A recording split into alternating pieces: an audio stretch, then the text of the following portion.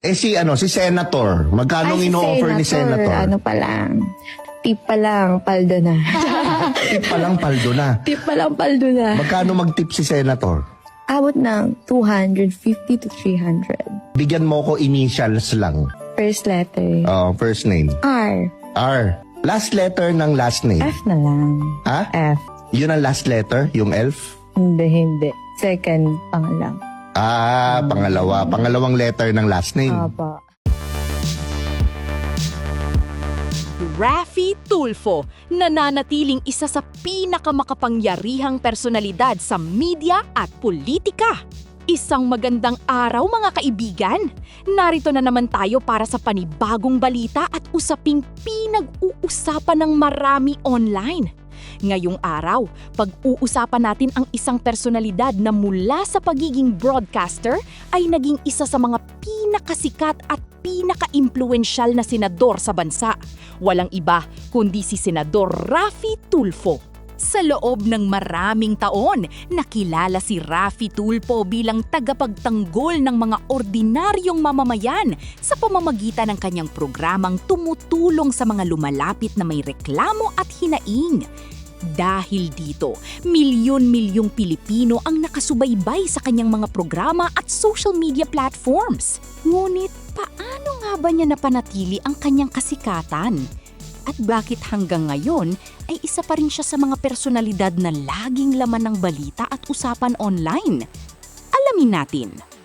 Bago pa man pumasok sa politika, matagal nang kilala si Raffy Tulfo sa larangan ng broadcast journalism.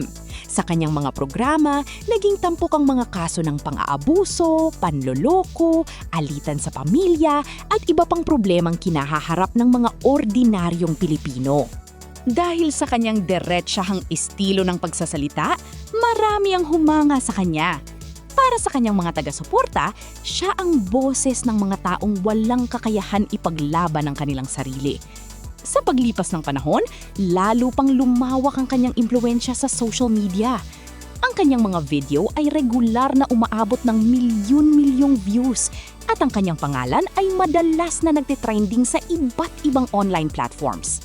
Noong siya ay tumakbo sa Senado, marami ang nagtaka kung maililipat ba niya ang kanyang popularidad sa media patungo sa larangan ng politika.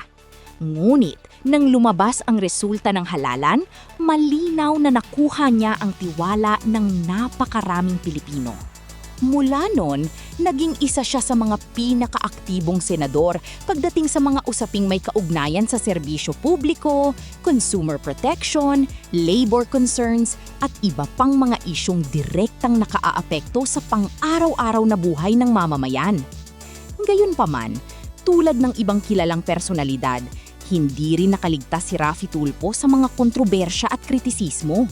May mga nagsasabing ang kanyang estilo ay masyadong agresibo o minsan ay tila paglilitis sa publiko bago pa man umabot sa tamang proseso ang ilang kaso. Ngunit para naman sa kanyang mga taga-suporta, ang kanyang pagiging direkta ang dahilan kung bakit siya epektibo at madaling lapitan ng publiko. Sa kabila ng magkakaibang pananaw, hindi maikakaila na nananatiling mataas ang interes ng publiko sa kanyang mga ginagawa at pahayag. Bukod sa kanyang trabaho bilang senador, madalas ding pag-usapan ang kanyang pamilya, nakilala rin sa media at public service. Ang pamilyang Tulfo ay isa sa mga pinakakilalang pamilya sa industriya ng broadcasting at public affairs sa bansa. Dahil dito, madalas silang napag-uusapan, hindi lamang sa larangan ng politika, kundi maging sa social media at entertainment circles. Marami ang sumusubaybay sa bawat kaganapan na may kaugnayan sa pamilya, mula sa kanilang mga proyekto hanggang sa kanilang mga pahayag tungkol sa iba't ibang issue.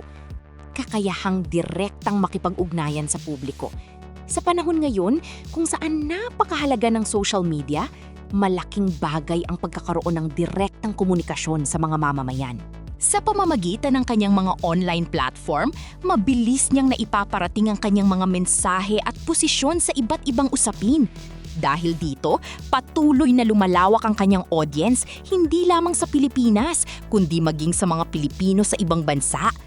Sa kabila ng kanyang kasikatan, marami pa rin ang nag-aabang kung ano pa ang susunod na hakbang ni Raffy Tulfo sa larangan ng serbisyo publiko.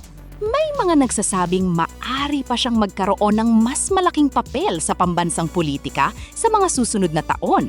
Bagamat wala pang malinaw na pahayag tungkol sa mga susunod niyang plano, hindi maikakaila na isa siya sa mga personalidad na may malaking impluwensya sa kasalukuyang panahon. At dahil dito, anumang kanyang sabihin o gawin ay agad na napapansin at pinag-uusapan ng publiko. Sa huli, si Raffy Tulfo ay nananatiling isang natatanging personalidad sa Pilipinas.